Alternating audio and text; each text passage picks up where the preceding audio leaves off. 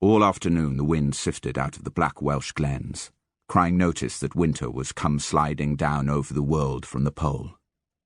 And riverward there was the faint moaning of new ice. It was a sad day, a day of grey unrest, of discontent. The gently moving air seemed to be celebrating the loss of some gay thing with a soft, tender elegy. But in the pastures great workhorses nervously stamped their feet, and all through the country small brown birds in cliques of 4 or 5 flew twittering from tree to tree and back again, seeking and calling in recruits for their southing. A few goats clambered to the tops of high lone rocks and long stared upward with their yellow eyes and sniffed the heavens. The afternoon passed slowly, procession-like with an end of evening, and on the heels of the evening an excited wind rushed out, rustled in the dry grasses, and fled whimpering across the fields. Night drew down like a black cowl, and holy winter sent his nuncio to Wales. Beside the high road which lined the valley, ran up through a cleft in the hills, and so out into the world, there stood an ancient farmhouse, built of heavy stones and thatched. The Morgan, who had built it, played against time and nearly won. Inside the house a fire was burning on the hearth, an iron kettle hung over the blaze, and a black iron oven hid in the coals which fell about the edges of the flame. The brisk firelight glinted on the tips of long-handled pikes in racks upon the walls, weapons unused in the 100 years since Morgan clamoured in Glendower's ranks and trembled with rage at the flinty lines of Iolo Goch. The wide brass bindings of a great chest which stood in a corner sucked in the light and glowed resplendently. Papers there were in the chest, and parchments, and stiff, untanned skins written in English and Latin and the old Cymric tongue.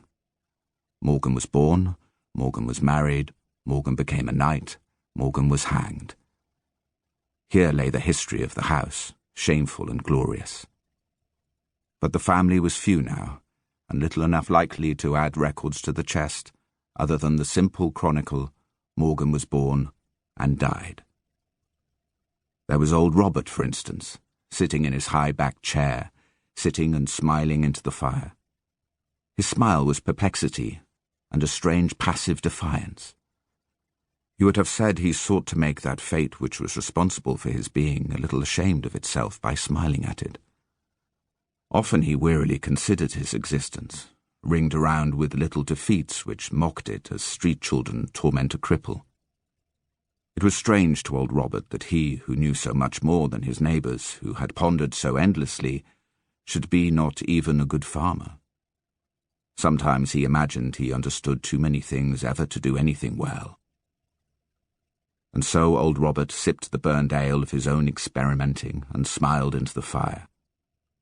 His wife would be whispering excuses for him, he knew, and the labourers in the fields removed their hats to Morgan, not to Robert.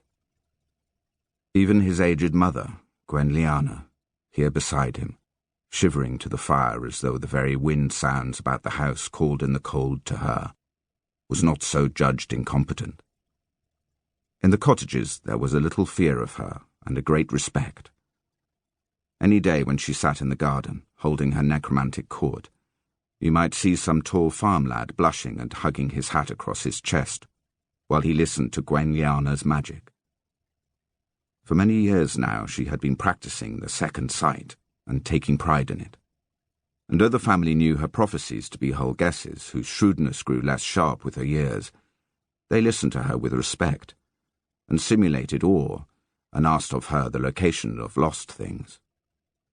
When after one of her mystic recitations the scissors were not discovered under the second board of the shed floor, they pretended to find them there anyway. For had she lost the robe of augury, there would have remained only a little wrinkled old woman soon to die. This play of clack to a simpleton was a harsh tax on the convictions of Mother Morgan. It outraged her nature, for she was one who had apparently come into the world to be a scourge to all foolishness. Such matters as had so obviously no connection, either with the church or with the prices of things, were plainly nonsense. Old Robert had loved his wife so well and so long that he could think sharp things about her, and her thoughts could not injure his affection.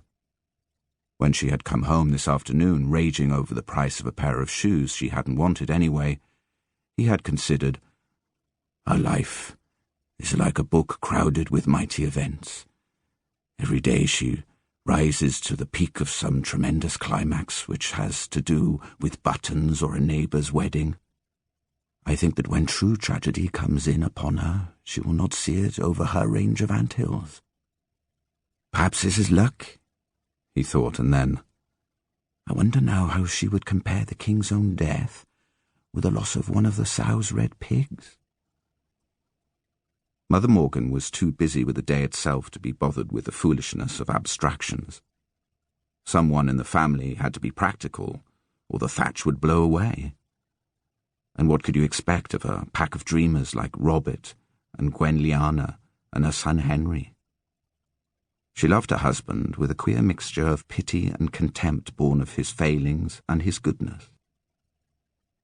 Young Henry, her son, she worshipped, though of course she could not trust him to have the least idea of what was to his benefit or conducive to his health. And all of the family loved Mother Morgan, and feared her, and got in her way.